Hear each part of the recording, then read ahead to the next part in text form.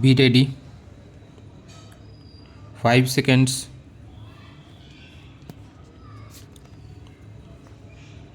Start.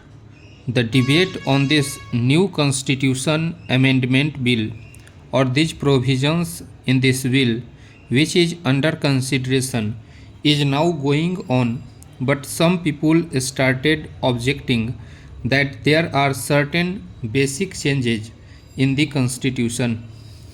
They have started objecting to the passing of this constitution amendment bill, questioning whether this house has got its mandate. Let us discuss it on the basics of these points which have been raised by some honorable friends. My friends have aptly said that this house has got the mandate on the basis of the programs of the party given in 1971.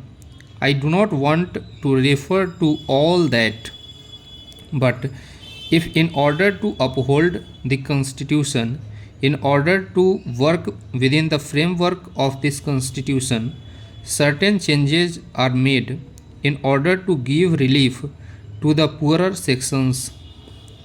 I do not know where is the conflict therein and where is the question of mandate that comes in. The mandate is there. The moment this house was elected, composed of 526 members, they have their bounden duty to secure for the society justice, social, economic and political.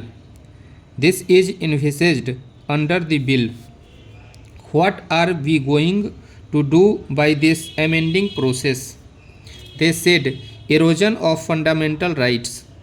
The law minister and other members also explained that any laws passed in the furtherance of the directive principles, that is chapter 4 of the constitution, should not be challenged on any of the grounds mentioned in articles 14, 19 and 31.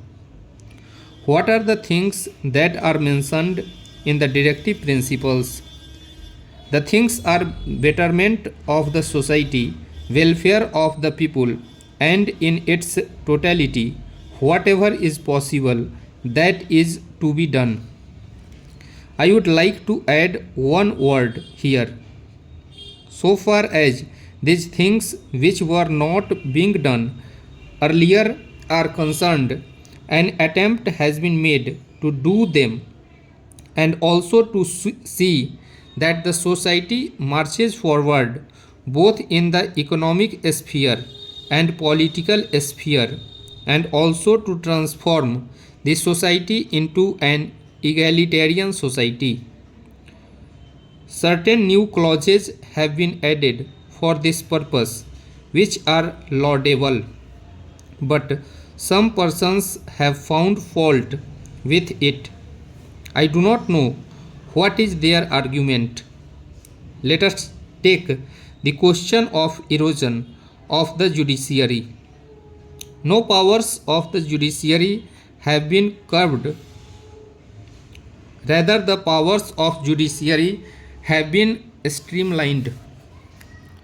We have seen out of our experience what actually has been the role of the judiciary in our country. One after the other, the judiciary tried to interpret the constitution in a manner they wanted to do, and even by one judge's point of view, either in the High Court or Supreme Court, they wanted to uphold that their views were supreme and none else's. Though we are in this democratic process and we believe in democracy and adult franchise, yet this view of the representatives of the people in this house and in the other house are not supreme only, the judge's views are supreme. This is nothing but a new nepotism on the part of the judiciary who deliver judgments as if they are the only kings and rulers in this country and nobody else, completely ignoring the will and consent of the people who sent their representatives to this house to look after their welfare and well being. Therefore, the question of erosion of the judiciary does not hold any ground. I have gone through one of the articles published in the Indian Express some time before about fundamental duties.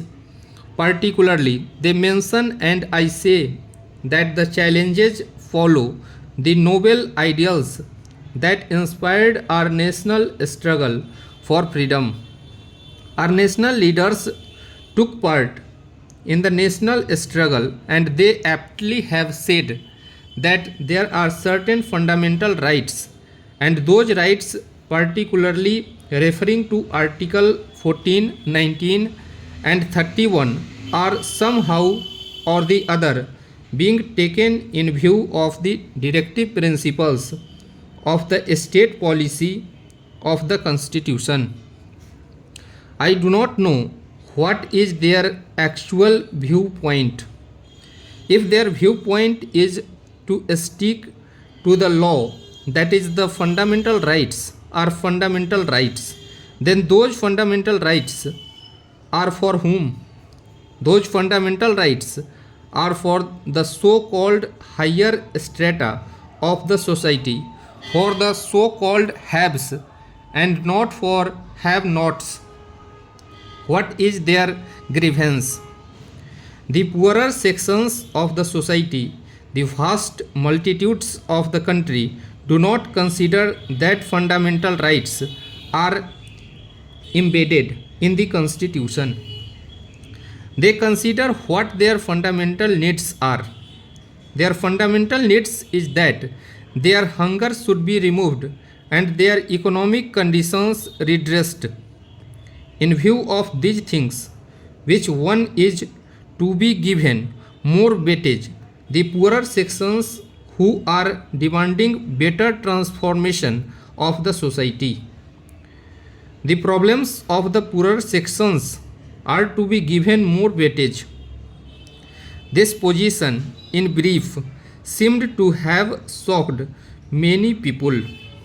With this view, these articles or constitutional changes which are under consideration are welcome measures and ought to be framed.